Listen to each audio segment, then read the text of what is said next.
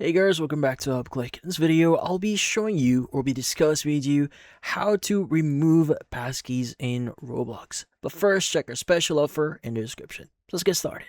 So if you want to remove your passkeys here in your Roblox account, well, this one is quite easy.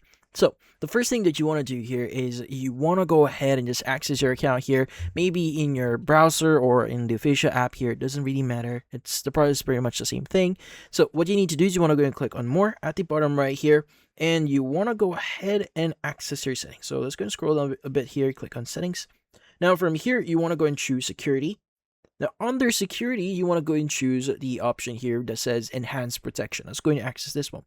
Now you should see the have passkey section. So if you want to delete this, just click on the edit button, click on the trash can icon that you see at the right side here.